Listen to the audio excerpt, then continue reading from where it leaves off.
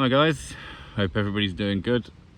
No hunting today. I've been out here zeroing all the guns that I own, but maybe a year ago I did a little quick walkthrough with the menu of the Pulsar C50, and it was on top of the Air Arms S510 at the time. Since then the FAC's come along and scopes get switched around, so I've got it on the CZ452 in 17 HMR today, and I promised a zeroing video a long time ago. Now I don't know where I'm going to be at here, how far out I'm going to be. I'm at 50 yards. You can kind of see, you can see the target, but as any of you know with these digital scopes, it's never as clear as glass. You're never going to get that clarity that you get, but I've got shoot and see targets down there, 2-inch shoot and see targets, so you know, if I hit target, you're going to see it. I've got a big white sheet as well. They're backed onto a white sheet of paper. So hopefully I'll be slightly out so that I can actually show you how to adjust that zero. If not, what I'll do is I'll go through the process anyway, and we'll sort of give you an idea how this works. Okay, so like before, I'll keep talking, but up in the corner of the screen somewhere, I'll put what I'm looking at through the menu. So I'll record it so that you've got a good idea of what it is you're seeing, all right? Let's get this sound turned off in here first, because that'll help things a little bit. Okay, so hit record.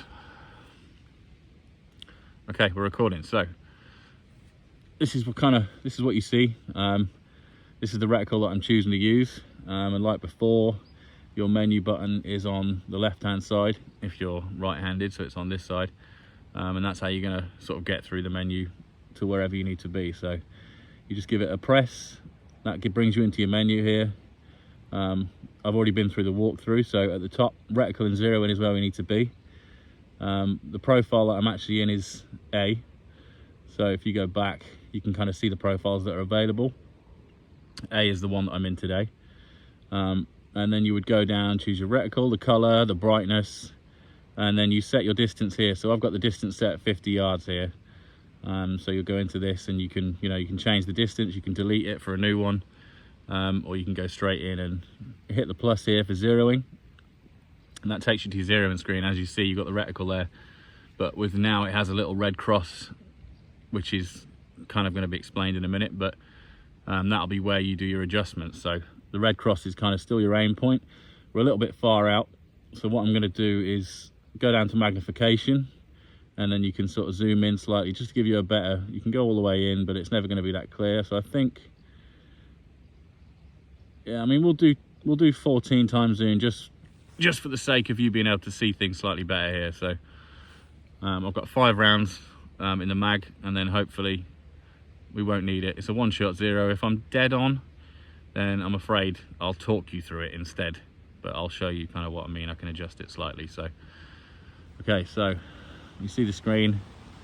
What I'll do is I'll, as you can see, there's a couple of holes there because I'm zeroing other rifles and then putting other targets over the top. So I'll aim for the top left because it's just kind of the clearest one there, and it'll give you an idea of where we're at. Okay, so what you would do is take your first shot, see where it ends up.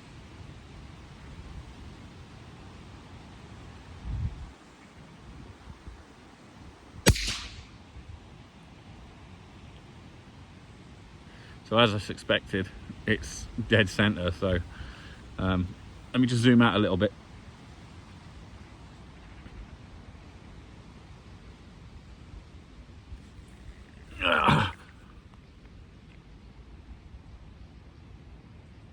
Yeah, we're pretty much bang on. So what I'll do is I'll talk you through it.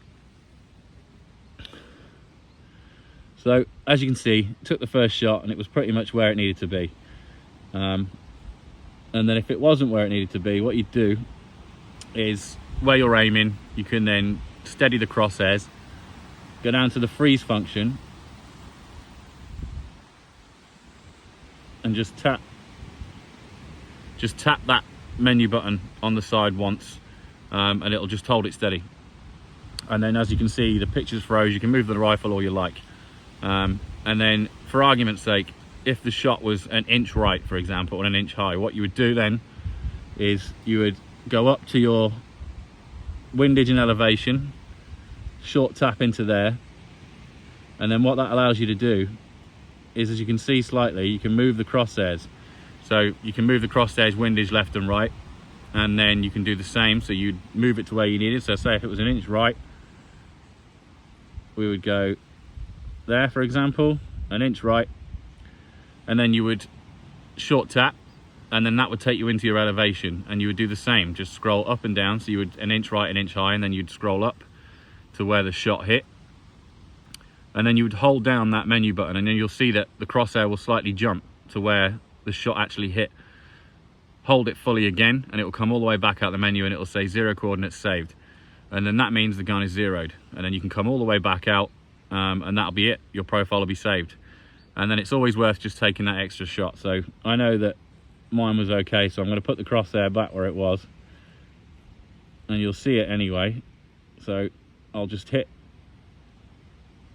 that once, hit it again, and it comes all the way back out. I'm already where I need to be, so what I'll do is come all the way back out again. I'm going to zoom in. We'll take another shot at that center target.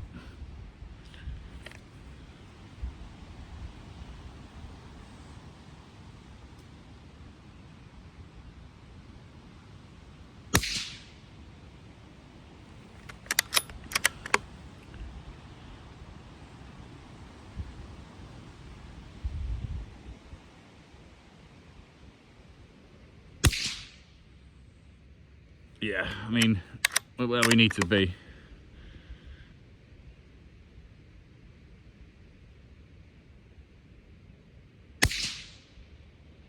Yeah, so that's putting pretty much one through the next.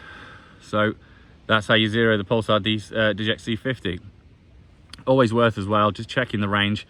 So I'm zeroing this at 50, I'll jump back out to 100, just double check where it's going to be at, and then I know I'm good. That's one profile. You can then do that the same throughout all the other profiles. You can take the scope off, put it on another rifle, choose a different profile, and do exactly the same process, and you're good to go. So yeah, sorry I couldn't actually show you the way to do it properly, but you get the gist of it. And yeah, nice, easy to zero. The one-shot zero works as long as you're on paper. It's not going to be difficult. So I hope it was helpful. Let me know what you think, and I'll try and get some more done soon.